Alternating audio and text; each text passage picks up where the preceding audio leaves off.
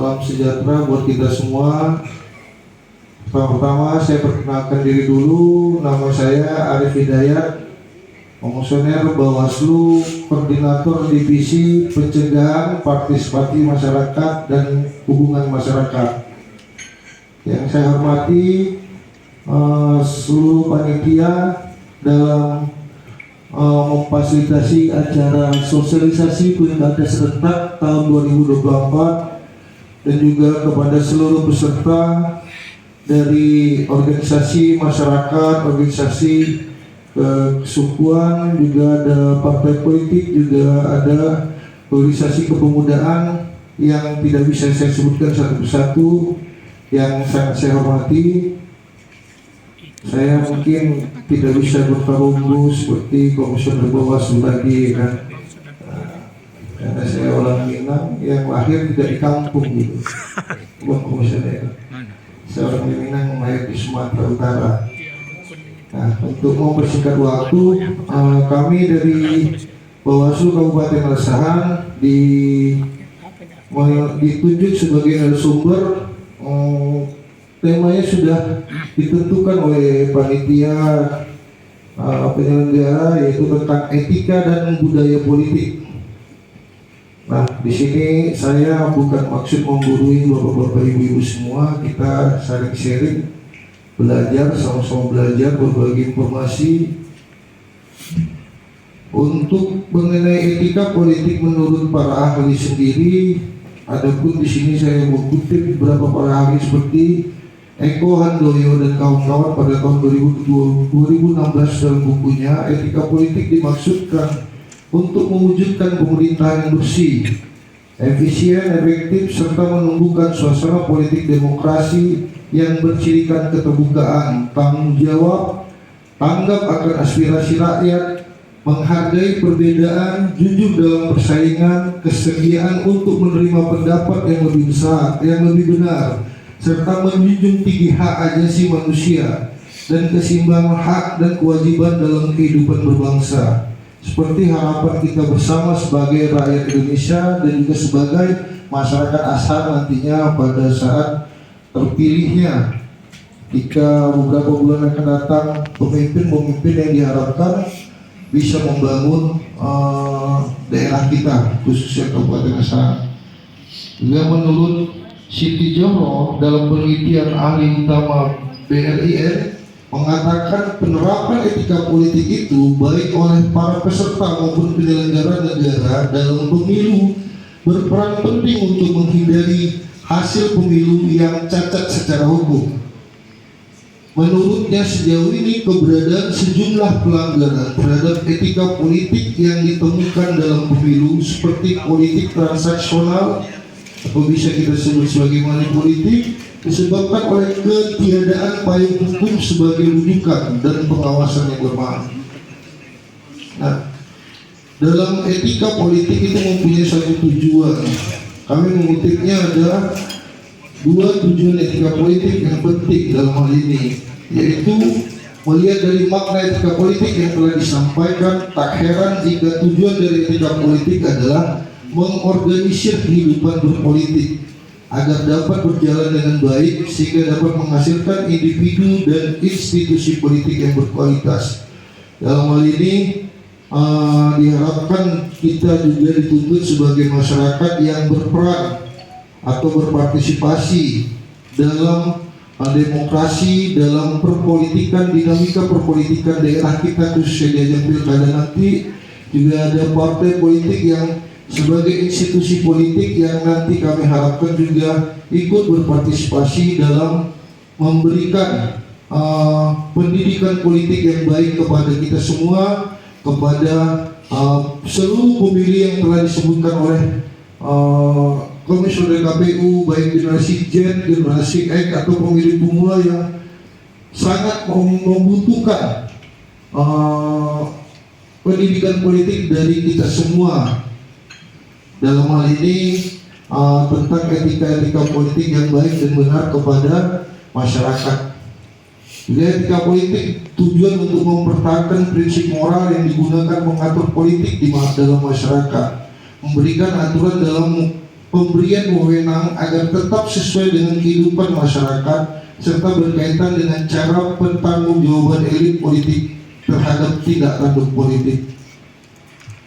Nah, dalam etika politik juga ada budaya politik. Kami juga kutip dari beberapa pakar tentang budaya politik seperti Gabriel Almond yang menyebutkan secara umum diartikan sebagai pola tingkah laku individu dan orientasi terhadap kehidupan politik yang dihayati oleh para anggotanya sebagai sistem politik. Juga ada pakar Larry Diamond yang menyebutkan bahwa keyakinan, orientasi sikap, nilai keterampilan, ide, sistem, dan evaluasi masyarakat tentang sistem politik yang tercermin dalam peran partisipasi politik dan pola perilaku politik. Itulah tentang budaya politik dari kedua pakar tersebut. Nah, di sini juga kami membagi kepada 3 tipe terhadap budaya politik, yaitu pertama budaya politik parokial. Budaya politik parokial, apa itu budaya politik parokial? Yang berfrekuensi orientasinya pada peran politik yang tidak memiliki perhatian sama sekali, artinya apatis lah terhadap perpolitikan atau dinamika politik di negara ini atau di daerahnya sendiri. Juga ada budaya politik kuala atau subjek. Nah, ini diartikan memiliki pengetahuan yang cukup tentang sistem politik, juga kebijakan yang tidak terlalu diperhatikan. Juga ketiga, budaya politik partisipasian. Nah, partisipasi inilah yang sangat kita harapkan dari seluruh penyelenggara pemilu, khususnya kami di Badan Pengawas Pemilu, untuk memiliki pengetahuan dan pemahaman baik tentang sistem politik, partisipasi aktif dan ikut terlibat dalam perpolitikan di daerahnya, dalam politik yang baik dan benar di daerahnya, baik di pemilu maupun nanti di saat pemilu kada. Adapun orientasi budaya politik juga kami mengutipnya untuk membagi menjadi 3, yaitu orientasi kognitif, orientasi efektif, dan evaluatif. Untuk kognitif sendiri yaitu tentang pengetahuan sistem politik, peran dan segala kewajiban, termasuk pengetahuan mengenai kebijakan-kebijakan yang dibuat pemerintah. Secara efektif, orientasi politik, budaya politik yang efektif yaitu perasaan terhadap sistem politik dan peran serta para aktor penampilan menolak dan menerima sistem politik atau kebijakan yang dibuat. Orientasi telah evaluatif yaitu keputusan dan pendapat tentang objektif politik yang secara tipikal melibatkan nilai-nilai moral. Nah, untuk definisi partai politik mungkin kita juga sama-sama tahu, apalagi ada bapak-bapak dari partai politik. Kami hanya mengutip beberapa sumber tentang definisi dari partai politik tersebut, yaitu salah satunya partai politik merupakan prasyarat atau kelengkapan suatu negara demokratis. Di negara demokrasi diperlukan partai politik yang bebas, baik dalam program-program maupun kader-kadernya. Gak ada partai politik yang didefinisikan sebagai sekelompok orang yang terorganisir yang bertujuan untuk merebut atau mempertahankan kekuasaan politik di dalam masyarakat melalui pemilu. Secara operasional juga definisi politik bisa kita artikan sebagai asosiasi kelompok warga negara yang memiliki pandangan dan kepentingan yang kurang lebih sama, bertujuan merebut kekuasaan dan mempengaruhi kebijakan, serta ikut dalam pemilu untuk memperjuangkan pandangan, kepentingan, dan tujuan tersebut. Ini yang paling penting secara undang-undang. Kita harus paham apa itu definisi partai politik, yaitu organisasi politik yang dibentuk oleh sekelompok warga negara Indonesia secara sukarela atas dasar persamaan kehendak dan cita-cita untuk memperjuangkan kepentingan anggota, masyarakat, bangsa, dan negara melalui pemilu. Juga fungsi-fungsi politik di sini kami kutip antara lain yaitu tentang sarana komunikasi politik sebagai perantara keinginan masyarakat, dan juga kebijakan pemerintah, sarana sosial politik yang menanamkan nilai-nilai dan norma-norma baik dalam politik yang beretika dan baik. Sarana rekrutmen politik dalam hal ini menarik dan mengambil tenaga potensial untuk dijadikan kader politik untuk kemudian dijadikan pemimpin. Juga ada sarana partai politik mengenai penengah atau pengatur konflik. Dalam hal ini partai politik ikut memecahkan berbagai masalah yang ada di dalam masyarakat atau penengah pemerintah dan rakyat. Bisa kita sebut sebagai fungsi kontrol dalam hal ini. Sarana artikulasi dan agresi kepentingan. Dalam hal ini partai politik mengumpulkan dan merumuskan berbagai kepentingan masyarakat. Juga fungsi partai politik antara lain tentang pendidikan politik, pemeliharaan konsistensi, juga regenerasi politik, selektif kepemimpinan, juga perwakilan politik dan pembuat kebijakan. Dalam budaya politik dan demokrasi, secara definisi itu saling berhubungan terhadap hubungan yang horizontal juga vertikal. Salah satunya yaitu membuka ruang akses warga untuk terlibat dalam proses politik, dan pemerintah saling memperkuat dan berjalan simultan atau berikatan.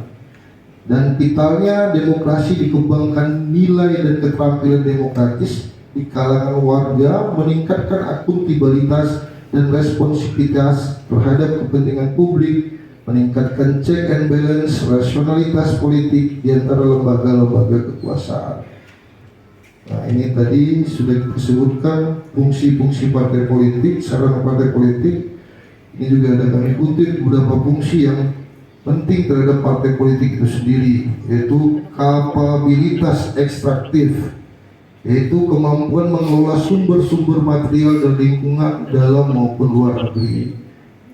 Juga ada kapabilitas regulatif, kapabilitas distributif, kapabilitas simbolik, kapabilitas responsif, juga ada kapabilitas domestik dan internasional. Mungkin cukup singkat pemaparan dari kami di Bawaslu yang secara teoritis tidak mewakili tugas-tugas pokok kami, karena mungkin judulnya ditentukan.